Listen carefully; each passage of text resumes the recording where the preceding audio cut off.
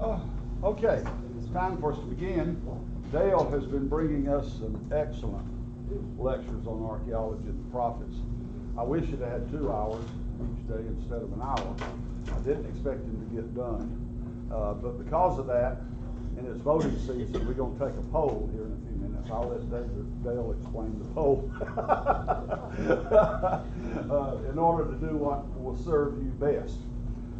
So he's going to continue, maybe, from where he left off yesterday. But will you bow with me in a word of prayer? Father in heaven, we thank you for Dale. We thank you for his knowledge and his abilities to communicate the archaeological discoveries and how they relate to the Bible. We know, Father, this builds our faith, and we're thankful for that. Help us dig deeper into the Word, and we pray that we will learn things that will help us not just build our faith, but build the faith of others. We ask all these things in Jesus' name. All right, thank you, Randall. I appreciate again the invitation to be with you all at Faulkner. I have a lot of good friends here, and it's good to be able to see them again.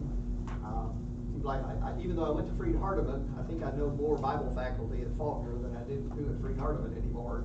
But appreciate both institutions and the work that they're trying to do in the kingdom. Okay, Randall indicated that I'm going to take a poll here. There's no way in the world I'm going to get through the rest of the material that I have planned. There's just not enough time. I got partway through the discussion of the prophets and archaeology and daily life. And then I did not get to archaeology and the prophets' religion. My question is, would you rather go to the subject of religion or stay with the daily life?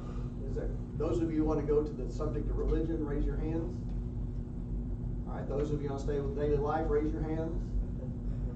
A bunch of you are non-committal, which is fine. Which is fine. So let me advance or see if I can do this. They've made me move computers, and okay.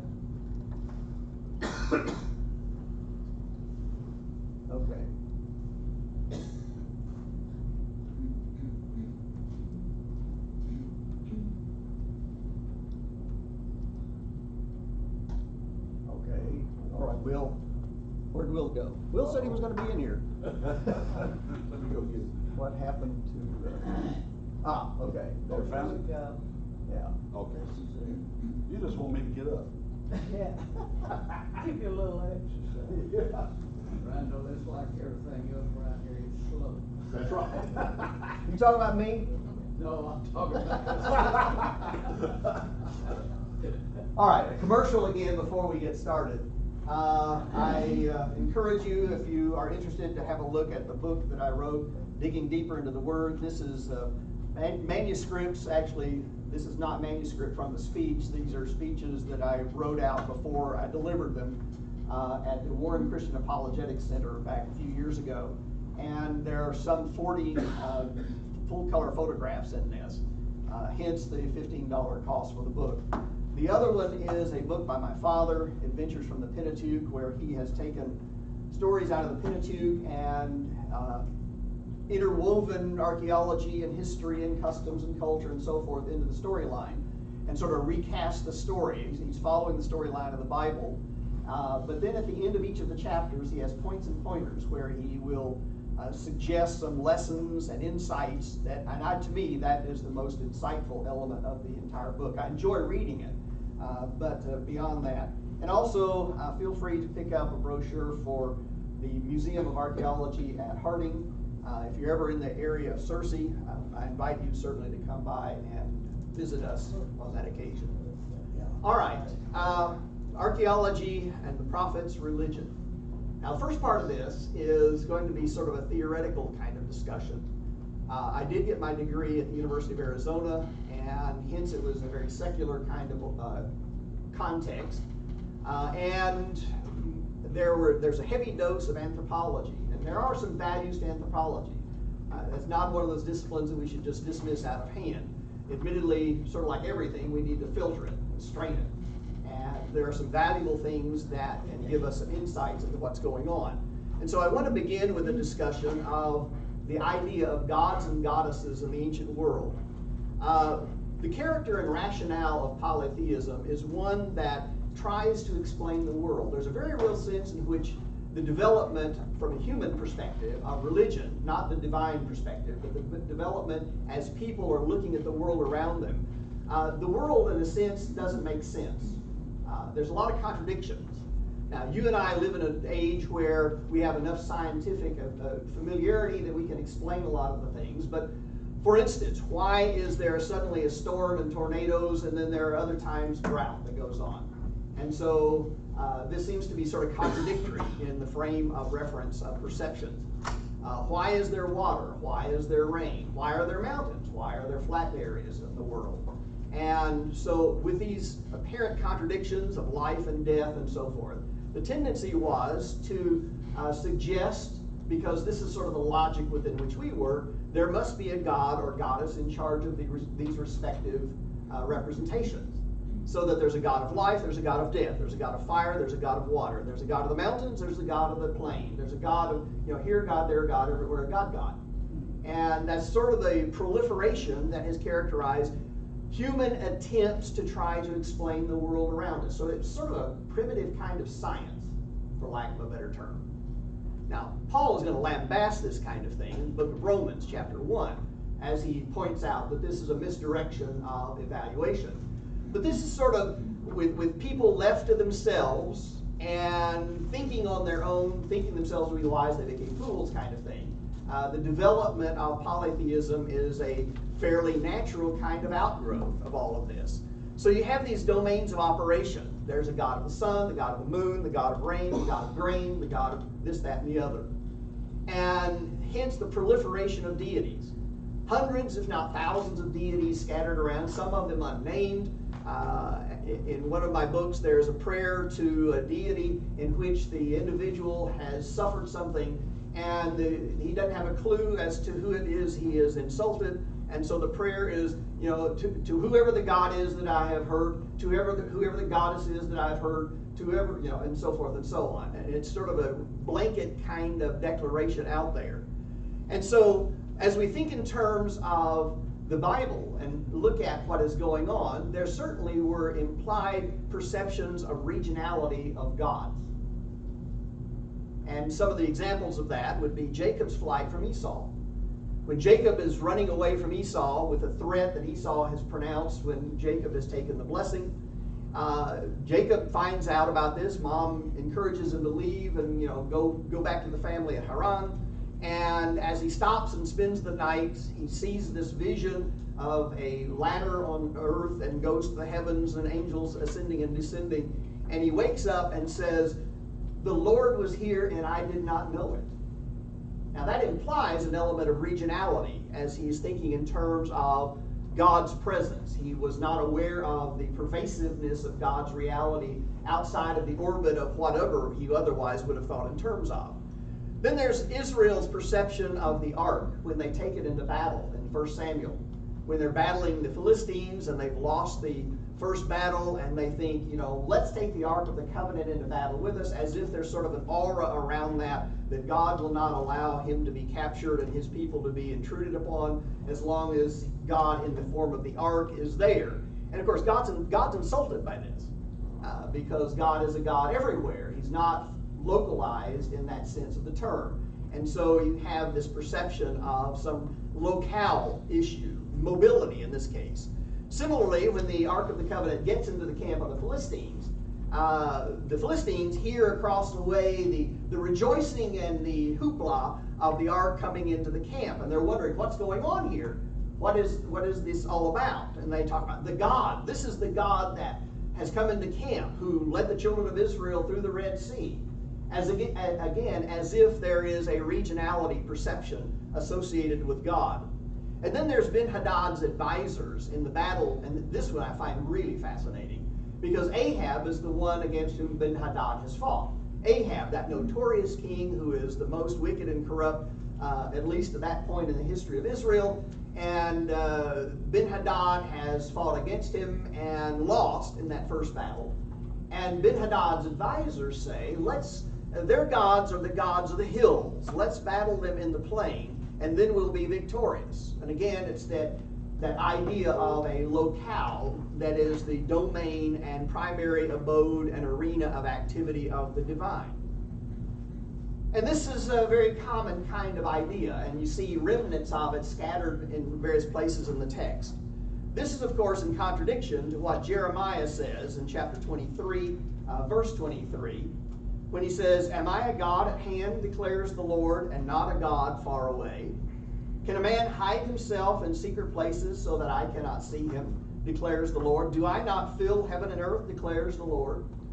And so God is certainly, not just in Jeremiah, but repeatedly is talking about his pervasiveness. He's everywhere, but he's certainly addressing this regionality kind of concept that characterizes the belief even of the Israelites on many occasions.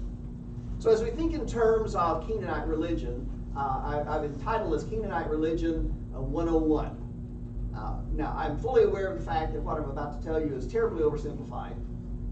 But in order to sort of ferret my way through this, I've got to simplify it in order for you easily to see the dynamic that is involved. As an archaeologist, I'm often asked, what is the most significant discovery for biblical studies that's ever been found? Usually the Dead Sea Scrolls are the thing that are affirmed. I differ with that. Now, I'm not denying the value of the Dead Sea Scrolls, but as far as giving us a significant enlightenment as to what's going on in the biblical text, they're helpful, but not as dynamic, in my opinion, as the discovery of the Ugaritic text, which is a cache of literature and documents from the site of Ugarit, discovered in 1928 as a Syrian was out plowing his field, and the plow gets stuck on a rock, and he dislodges the plow from the rock, and as he's moving the rock to get it out of the field, he opens up a tomb that is there, that is associated with a tell that is a little further than from here to the student center, away from the tomb. He reports this to the authorities. They begin the next season to excavate, and they begin to find the library. And in the discovery of this library, they find documents that are written in a language that is totally forgotten. Now, the site comes to an abrupt end about 1200 BC. And hence the date that I have here, this is about 1300 BC. This would be reflecting basically the belief system associated with that period, the 13th century BC. But you also have to understand this is some 250 miles away from the land of Israel. Now, to put that in perspective, that would be easily 10-day plus trip. Now, I realize you and I can navigate 250 miles fairly quickly. And so that doesn't sound like much to us. But when people in the ancient world are traveling by foot or on a donkey or whatever, they're not going to travel typically over 20 miles a day for very many days in succession. So you're looking at a 10-day trip separation. So there's a significant geographic gap that takes place here. But in this discovery of these tablets, one of the things that was beginning to develop in the academic world was a premise that the Bible is caricaturing Canaanite religion and making it sound bad in order to make Yahweh look good. In other words, to accentuate the contrast between Yahweh and the Bible and the Canaanite religion. And so it was sort of difficult to respond to that because we didn't have any hard data with which to evaluate the premise until the discovery of the Ugaritic text. And many of these texts are discussions of their mythologies, of their religious belief systems. And these have given us a significant insight into what the Canaanite world was all about. Now, mind you, some of this is going to morph through time. Typically, most religions tend to change as time passes in order to, for whatever reason, the belief systems of the individuals. And we suffer with this as people try to move away from the text of the Bible. I mean, we still are fighting against that tendency of humanity to try to change the text and change the message away from what God has revealed. And so, as we look at this, there are going to be some changes that take place, but in essence, the dynamic is still going to be the same. So this is Ugaritic Canaanite Religion 101, dating to about 1300 BC, some 250 miles away from the land of Israel. So, in this collection of documents, El is the creator God, and he's known by El. And he's described as the one who created the universe and everything in it, but within the context of the text, he's retired.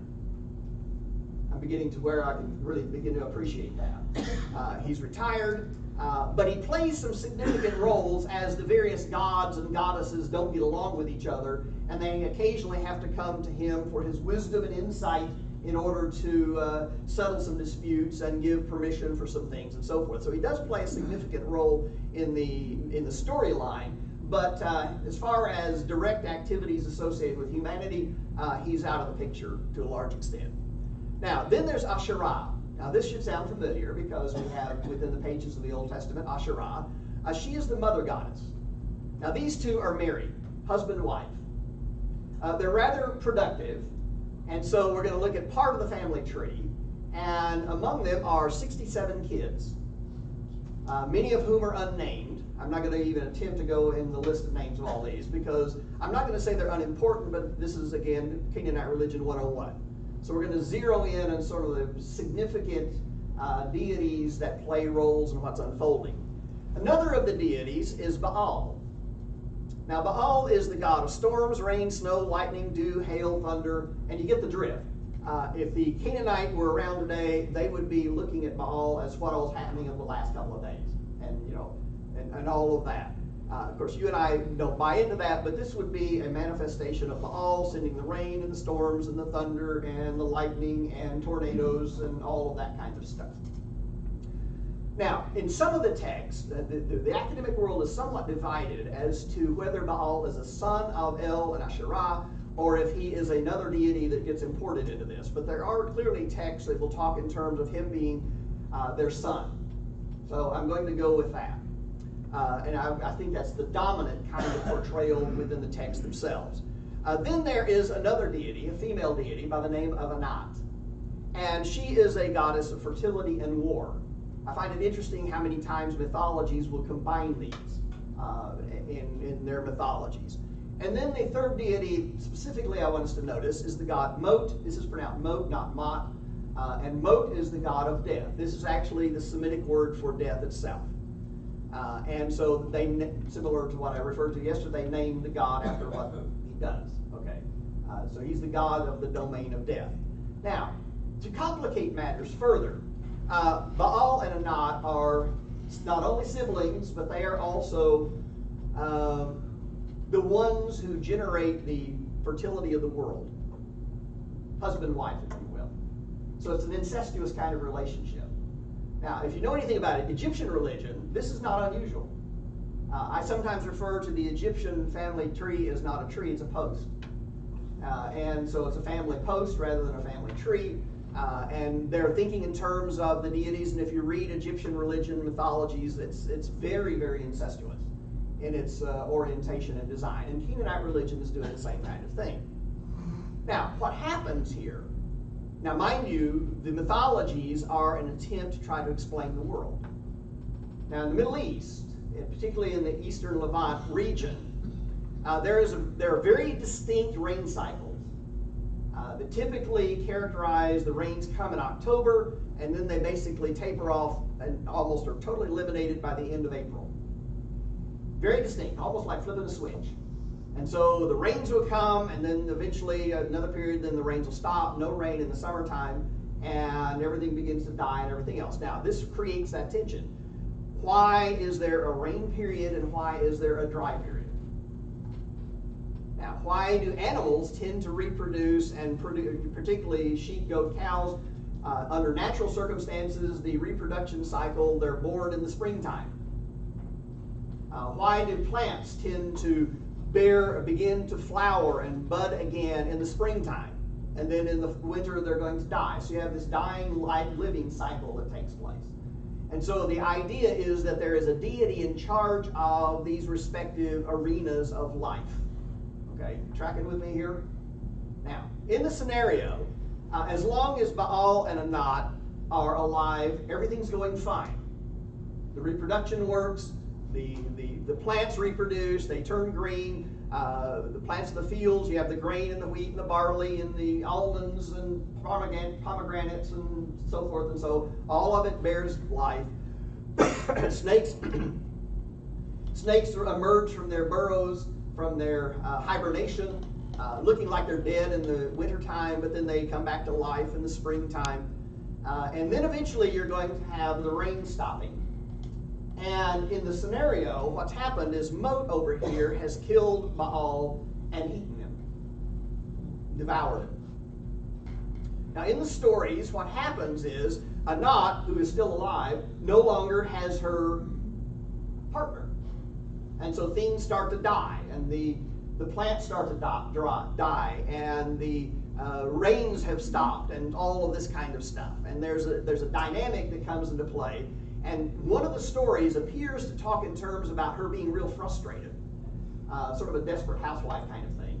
And she is searching around, and she comes home really exasperated one day to her palace, and she turns all her furniture into army men, military personnel, and she takes her sword and hashes them to pieces and slices and dices, and she trudges through their gore hip deep, and she has this bag on her belt where she is going to put the hands of those that she has killed and sort of collect it all. And finally, after she has sort of satisfied her frustration, she stops and turns her house back into a house. I mean, this is just weird. Well, finally, she gets so exasperated that she takes her sword. Remember, she's a goddess of war, too. She takes her sword and goes and grabs Mot, who is a brother, but sort of a not friendly one. She takes her sword and goes and grabs Mot by the neck, hacks him to pieces, retrieves the parts of Baal, and puts him back together again so that the cycle can continue. Now, admittedly, we can ask some logical kind of questions. You know, does this happen every year? Yes. Wouldn't you think Baal would get it after a while? But, you know, there are all kinds of questions that we can raise.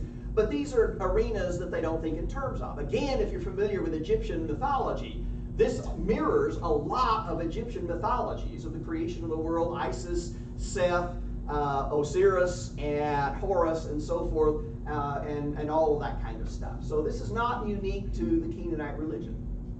Now, when you think in terms of the implied incestuous relationship, the idea of reproduction, activity, and so forth, this lays the groundwork for a lot of that arena that the Bible will talk about, generally somewhat in passing. This is the religious world in which the Israelites are emerging, out of which they've also come from a similar kind of context in Egypt that had a similar kind of mythology as well.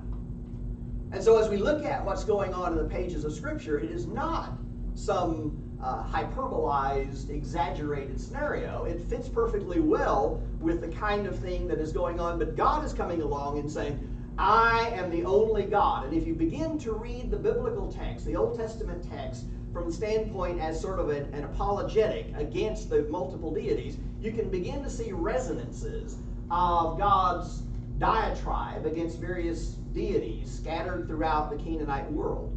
What you attribute to this deity, I do. What you attribute to this deity, I do. What you attribute to this deity, I do. Now, he does not specifically always say this, but he is the God of fields, flocks, and family. And typically there would be a God in charge of each of those respective arenas, if not multiple deities in charge of all of those. But God is the God who provides, Yahweh is the God who provides all of this. So as we think in terms of what's unfolding, I was privileged to sit in Brother Lamar Hester's presentation yesterday. I don't think he's able to be here today, but I appreciated his presentation, but I'm going to move a little bit beyond some of what he talked about. He sort of introduced elements of this. This is a portrayal of Baal from the side of a garden. And he's typically standing feet like he's about to walk, and he has his hand raised, and there would be originally a wire or something here that would be the portrayal of a lightning bolt that he's going to throw down to the earth.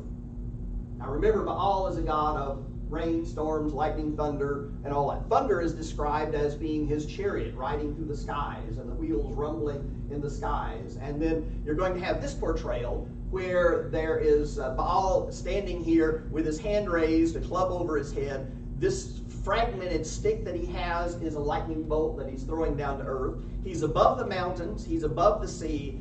He transcends all of this world because his primary domain is the ethereal world.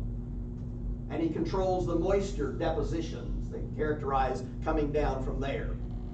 Now, some of the literature is going to talk about characteristics of Baal. This is Kothar, who is preparing weapons for Baal. But I want you to listen to the description. He talks about, I hereby announce to you, Prince Baal, and I repeat, Cloud Rider. Cloud Rider is a parallelism of Baal. So he's riding in the clouds. This is his chariot kind of world, and so forth. As for your enemies, O Baal, as for your enemy, you'll smite him, you'll destroy your adversary, you'll take your eternal kingship, your sovereignty that endures from generation to generation. Now the Canaanites are giving laud and accolades to Baal as the functional primary deity.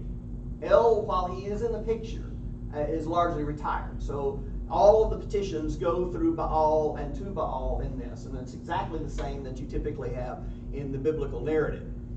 In another occasion, Baal wants permission to build a palace. And so he cannot do so without El's permission. So this is one of those disputes that arises where El is going to come in as an arbitrator.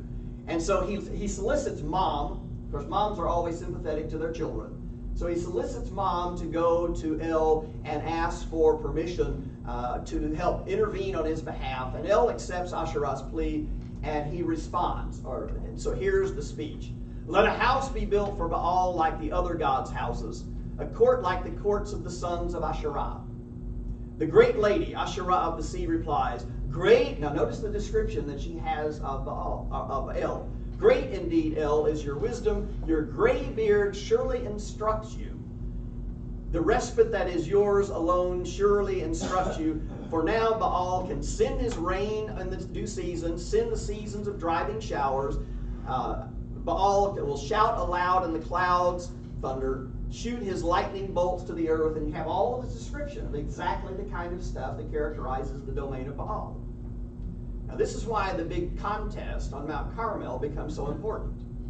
Baal has been impotent for 3 years. And so Elijah is going to try to emphasize Baal is not the one who's in charge of all of this stuff. If Yahweh is God, worship him. If Baal is God, worship him. Quit limping between the two opinions, but take a stand. Let's have this contest on top of Mount Carmel. And so the two altars are set up. And the first one is the Canaanite, the gods of Baal and Asherah are all hooplying around here all day long, slicing and dicing, bloodletting, trying to get the attention of Baal to send the fire from heaven. And most of the academic world understands the fire from heaven to be lightning, because that's associated with Baal. That's part of his domain. And nothing happens. And then Elijah is going to come along with a relative quiet, I'm sure with some volume to be heard, but without that frenzy that characterized the Canaanite deities, or the prophets. And he's going simply to pray to the Lord to send fire from heaven. And so I think we need to understand the lightning comes from heaven, ignites the sacrifice, consumes everything, and makes it unequivocally clear who is the one that is in charge. It's not Baal. He is impotent. Largely because he doesn't exist. But as far as the children of Israel are concerned, they still are thinking in terms of some reality. Sometimes you got to address a 4-year-old on a 4-year-old level. Those of you who are parents and grandparents can understand that. And so God is dealing with Israel as if they're a bunch of 4-year-olds. They believe there's a Baal, so let's have a contest and find out. And God demonstrates in no uncertain terms who is actually the one in charge of all of this. Now, Baal is also represented in the literature occasionally as a calf or a bull. Here is a calf that is from the side of Hatzor. The ones that we have found typically are fairly small. This does not preclude there being large representations of this in the ancient world, but in a campaign, a military campaign against the temple and so forth, the tendency would be for people to go and zero in on the large gold statues and so forth and carry them off or melt them down and whatever, and the little stuff gets buried in the rubble. And so rummaging through the rubble to find all of the little implements is sort of difficult. And so that seems to be why we always find little stuff rather than the big grand kind of statuary that we typically think in terms of. I'm not denying that there were probably larger statues of this, but the ones that we have are fairly small.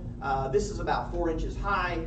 Here is another one that was found from Ashkelon. This is about 5 inches high. And then there is a beautiful one relatively speaking. I don't mean that in the sense of I find it, worshiping or anything. But a very elegant one that measures about 6.5 inches high, made out of bronze. All of these are out of bronze. This one had silver covering on it that is sort of fallen off. We don't know whether the other two were covered with gold or silver or anything in particular, because if there was any, it's gone. But this one was from the period of the Judges in the tribal area of Manasseh. And again, this is not particularly surprising because the children of Israel are described in the book of Judges as worshiping other deities and apostate from the Lord, and the judges are trying to bring them back to a proper worship of Yahweh. Now, one of the things about Asherah, now, by the time Israel gets their roots in the land of Canaan, Asherah and Anat have melded. Anat sort of goes out of the picture. You do have an individual named Ben-Anat in the book of Judges, but that's about the only reference to Anat, and it's the proper period. After this, it's Asherah that comes into the picture. So apparently, you have this evolution, if you will, that has taken place. Anat has faded from the scene. Asherah has taken her place as the deity who is the consort of Baal. And trees become associated with her. And the Bible will say, Deuteronomy 16, verse 21, you shall not plant any tree as an Asherah beside the altar of the Lord your God that you shall make. Other references to trees associated with her are 1 Kings 14, etc., etc. And then there are the prescriptions of how to deal with these if the children of Israel are going to be following the Lord's will. Namely, cut them down, chop them down, burn them, destroy them, eliminate them, get rid of them, all of this kind of stuff. And so you have repeated passages of how they're supposed to deal with this. In other words, eradicate the presence of these so they do not serve as temptations to people to wonder what this is all about and to lure them away from worship of Yahweh. And the children of Israel are remiss in doing this. And this is part of the problem that the children of Israel plant for themselves as they fail to follow through with God's directives. But there are repeated references in Ezekiel and Jeremiah to people worshiping on every green hill, on every high hill, and under every green tree. Now, I think that's a hyperbole. I doubt it's literally every high hill and every green tree. But it's sort of like sometimes we'll talk about there's a gas station on every corner as you come into a town. Well, there's not literally a gas station on every corner, but there are so many gas stations it sort of seems like it. Or there's a bank on every corner, or a car wash, or something like that. I mean, we'll use this kind of phraseology, and certainly it is implying there was a proliferation of these places of worship. But the reference to under every green tree comes back to the worship of Asherah, who is represented oftentimes by a post or a tree. Now, why does a tree come into the picture? It's because a lot of trees bear fruit and have edible products associated with them. Apricots, pomegranates, almonds, pistachios. These are some in particular that you find common in the land of Canaan. And they're valued commodities. I'm trying to think of one. There's a particular fruit that I'm trying to think of. I'm not remembering right offhand. So the question arises, why is the tree in this association? Now this is again from the site of Ugarit. This is a small ivory piece. It's about this tall. And notice the goddess standing here in the middle, and there are two ibexes, one on each side, and she's holding these palm fronds out here so that the ibexes are nibbling at the palm fronds. Right? This actually is a portrayal of her represented a tree. She's representing a tree, holding the palm fronds.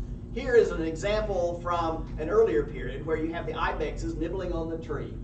This is a very, very common motif that characterizes a representation of the female goddess, the mother goddess. Here is a portrayal from the land of Canaan, Israel, about the time the Israelites are emerging here. And there's an inscription on here, and I do a close-up of this. There are two ibexes you see on each side. That is a tree. It looks like a menorah, but it isn't. Okay, this is not a menorah. This represents, it's a stylized tree, and the ibexes are there on each side. And interestingly, at the top, there's an inscription that labels it. And the inscription reads, female god, literally is what it says. There's El, and then there also is Elat. So if you're familiar with the city of Elat in the land, the Gulf of Elat, it's named after a female deity, a female god. And so you have a female god that's represented there, and sort of labeling the drawing, which I find to be fascinating. And this is just about the time the children of Israel are emerging in the land of Canaan. And so they would be familiar with these motifs all over the place.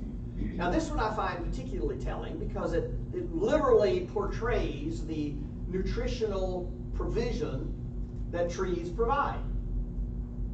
This is a drawing from the tomb of Thutmose III, which predates, by the way, the children of Israel.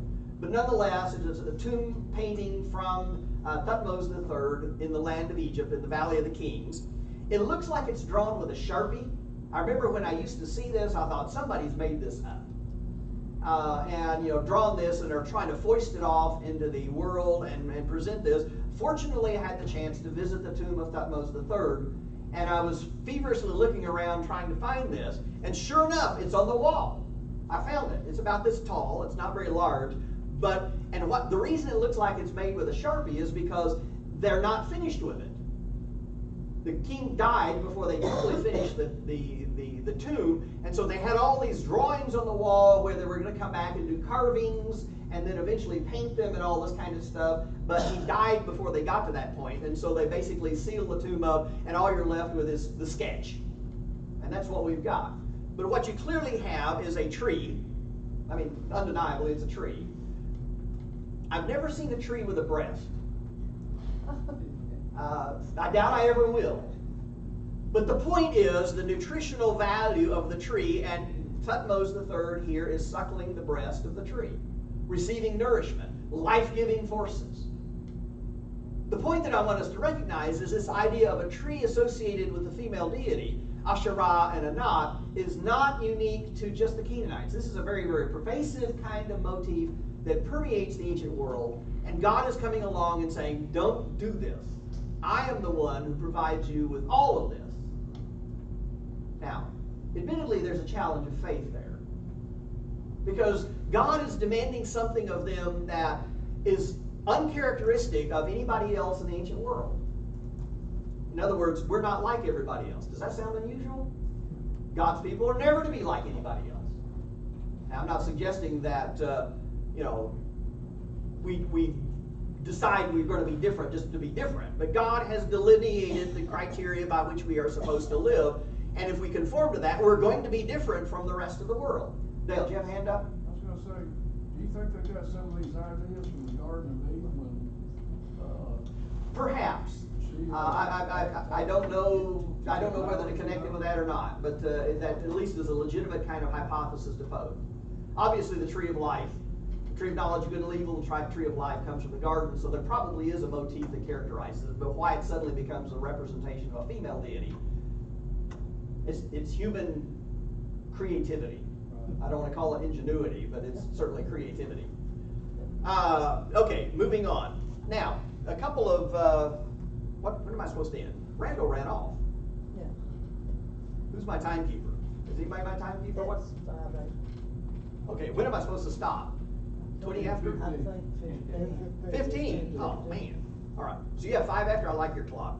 Okay, mine says 8 after. I'll try to stop and permit some other questions that you're not Dale. You look like a friend of mine, Dale Yoder, that has been here. Okay, we're moving. This is obviously the Sinai Peninsula. This is the Gulf of Elat.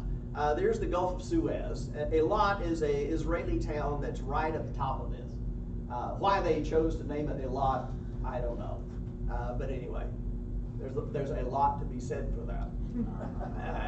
Anyway. When the Israelis fought in the 6-Day War in 1967, I vividly remember that, most of you do, there was a lot of turmoil and angst that characterized the world because we wondered if it was going to be the beginning of World War III because of the Axis powers and all that kind of stuff. The superpowers, USSR and the United States. Fortunately, that did not develop. It exacerbated the relationship between the Arabs and Israelis, but that's another world. But the Israelis captured the Sinai Peninsula. And so one of the things that they wanted to do was feverishly go in and do a thorough survey as best they could of the Sinai Peninsula, because they figured we're going to have to give this back to the Egyptians someday, which of course they eventually did in a treaty that was set up. But in the excavation and survey work, they ran, what a panic. They ran into a site down here in the Sinai that is part of Egyptian turf. That has eventually been returned to the Egyptians. And the site is known as Kuntilat Ajru. And this is the way we spell this, Kuntilat Ajru. And at the site, it's out in the middle of nowhere. I mean, desolate. I've never been there.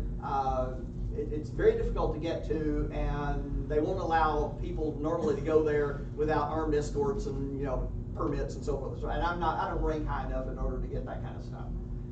And so anyway, I have these pictures. I've talked with a bunch of people that have worked there and so forth. And it's a site out in the middle of nowhere, but one of the reasons it's important is because there are springs around it. So as people are traveling to the Sinai, they can stop here overnight, refill their water skins, and water their animals in a place of security. There's a fortress on top of the hill to provide protection and retreat. And in that fortress, there are a huge array of inscriptions that will talk about Baal and Yahweh and various other deities and so forth. And one of those is on a collection of pottery, potsherds. I realize you can see the faint red patterns here. And these are not always easy to see. Infrared photography helps immeasurably to accentuate this. And so here's a drawing of what we're looking at. To me, it looks like it's drawn by a third grader. I think I could do a better job than this. Maybe. It's open to some argument. But I don't want to deal specifically with the picture. I want to look at this inscription that is up here at the top. The date of this is about 800 BC. It's right at the beginning of the 8th century world. Right at just at the cusp of the beginning of the prophets. Okay, a couple of decades, 2 or 3 decades before the prophets begin to appear in the text. And the inscription reads, now catch this, the inscription reads, "May you be blessed by Yahweh of Samaria and his Asherah." I had just begun my graduate work in archaeology about 5 years after this was found. And I remember the hubbub that went on. It was still extremely current events, the discussion. And there's a lot of argument in the academic world, well, this can't be referring to Asherah because God doesn't have a wife. Okay, I will admit God doesn't have a wife. I find it interesting these atheists are arguing God doesn't have a wife. They don't believe in God in the first place. I mean, why are you arguing this? I mean, I don't quite understand some of this. But anyway, Yahweh doesn't have a wife. I will admit Yahweh doesn't have a wife. But that does not preclude the people thinking that he does. Now, what apparently has happened is they've substituted Baal with Yahweh. It's Yahweh of Samaria. Now, while admittedly Samaria has been worshiping Baal, they've also been worshiping Yahweh in a polytheistic kind of way. And they may be thinking of Baal as Yahweh, since on a certain level the word Baal simply means master or Lord. And there's no question that Yahweh is master or Lord. But obviously it is a corrupt kind of worship and polytheism. And again, this is characteristic of Yahweh of Samaria. This is not Yahweh of Judah. Okay, it's not the Lord God of the southern kingdom. But hold your horses here. Now, another issue is that many will argue his Asherah is bad grammar, and therefore it can't be what is referred to, but it refers to the post. So may you be blessed by Yahweh of Samaria and his post. I don't quite understand that. The argument is that the post represents the goddess. Okay, fine. I'll accept that. But that is, it's illicit to come along and argue that the post is just a post and it doesn't mean anything. If I were to bring an American, and I'm not going to do this, I would never do this, but if I were to bring an American flag in here and burn it, and somebody object to it, which I hope a lot of people would, and I were to respond, it's just a piece of cloth. No, it's not just a piece of cloth. It represents something else of significance. So if we are talking about a post that represents something, it is a post that represents Asherah, the goddess. And the association of Yahweh, who is unformed in some fashion, with the goddess. But lest we think this is just characteristic of the Israelites, a similar kind of discovery was made at Hebron from basically the same time period. And this is the photograph of that inscription that is in the Israel Museum. And it reads, "Blessed be Yiryahu by Yahweh, and by his Asherah he saved him. And by his Asherah he saved him." So you have again the same kind of association of Yahweh with Asherah in the heart of Judah. Now again, on a certain level, this is not surprising, because Jeremiah will talk about worshiping on every high hill, under every great tree. The children of Israel were still worshiping deities of various kinds scattered around. And these are the way they're typically portrayed within the context of ancient Judah. Fertility figurines here. Josiah will talk about getting rid of the horses dedicated to the sun. I happen to have examples of these that I invite you to come up and look at, but don't touch. You wondered if I was ever going to get around to showing anything out of this. These are the sizes of these. Now the horse, it looks like a dog. The horse did originally have a rider sitting on it, similar to this one, but the rider's broken off. But these are what these look like. Sometimes they have pinched heads, sometimes they have molded heads. Actually, I have a molded head, not attached, but I have a molded head in here, if you want to have a look at it, representing another example. Let me move it beyond the cord. So feel free to come up and take pictures of that if you want to. But these are rampant in Judah during the time of Josiah. But there seems to be an effort on the part of Josiah to get rid of them. There's a cave that is a stone's throw away, I put that in quotes, away from the temple, that had a huge collection of these, as if they've gone around and tried to find them scattered around the country, around the city, and they have deposited them away from sight to get rid of them. Now, obviously, it's hard to find all the examples of these things. And I'm going to have to stop here because, does anybody have any questions? No? Well, I better dismiss you too, because I don't want to get in trouble with whoever's speaking next. Thank you very much. I hope you found this of some interest and value as we have made this survey. And God bless you as you continue in your service in God's kingdom. Thank you. That was very